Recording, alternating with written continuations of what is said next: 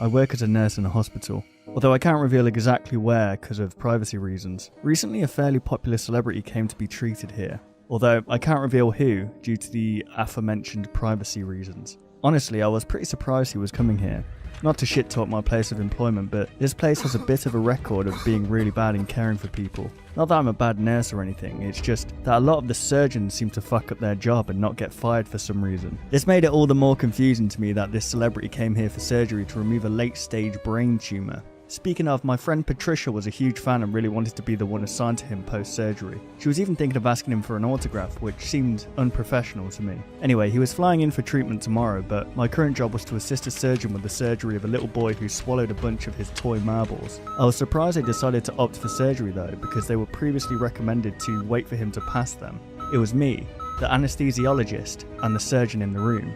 I was staying nearby to the site of the surgery, and everything seemed to be going well. Then, the surgeon slipped and cut the kid's stomach lining open. It was horrific. The smell of stomach acid almost made me vomit as it began to dissolve his intestines. Despite our best efforts, he was dead within 10 minutes.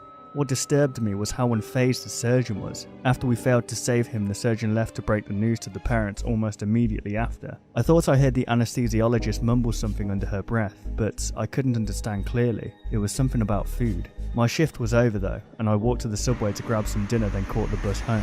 I was pretty tired, so I watched some Netflix in bed until I fell asleep. That night I had a dream, or more accurately, a nightmare. I was in the hospital, and that kid was there in front of me.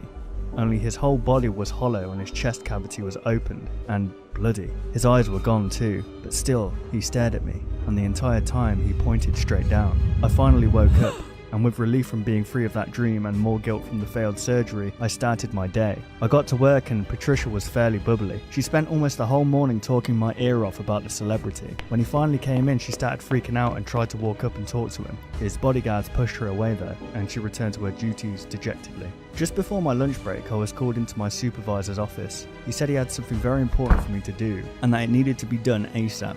He told me to go to the transplant center and get 10 hearts, then go to the basement. I was pretty confused and wanted to ask some questions, but he cut me off and yelled, "Either you can do this shit right now, or you can walk out and kiss your job goodbye." I was pretty pissed. He would fire me daring to ask a question, but the management would avoid firing the incompetent surgeons even though they should. I left in a huff to go collect the organs, and found them waiting in a case there already, with a note signed by the doctor that gave me access to a restricted room in the basement simply called Room 60. I didn't have the slightest clue what was in there, and marched onwards to the elevator and went down to the basement. I walked to Room 60 and showed the security guard my note. He looked me over and said, "Oh, this is your first time doing this, huh? I feel sorry for you. Try not to panic if you know what's good for you."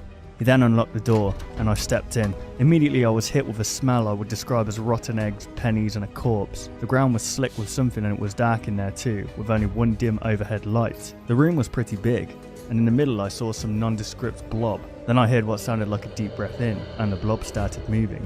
The thing, which I now started to realise was a body, was walking towards me with stumpy, fat legs. I screamed and tried to run away, but I slipped on the ground. As my face got smeared in it, I realised the stuff on the floor was blood, and as I turned onto my back, I was face to face with the thing. It looked like a very pale, morbidly obese man, although it was much taller and much fatter than any human could be. It had large curled horns, as well as no mouth. Instead, where its mouth should be, there was just a row of pitch black pointy needle-like teeth surrounding a hole. It paid me no heed and reached out to pick up the box of organs. It opened the box and ate all the hearts in handfuls, stuffing 3 at a time in its mouth. I was terrified and ran out the door, slamming it shut behind me. The security guard looked me in the eyes and put a reaffirming hand on my shoulder. It looked like he wanted to say something but couldn't. He told me that he would walk me out of the building and that I could have the rest of the day off. Now I'm at home, still shaking and typing this up. I got a text from Patricia, and apparently the celebrity's surgery was a massive success. I'm wondering what I even do now. Is this the type of thing I can report? Would anyone believe me?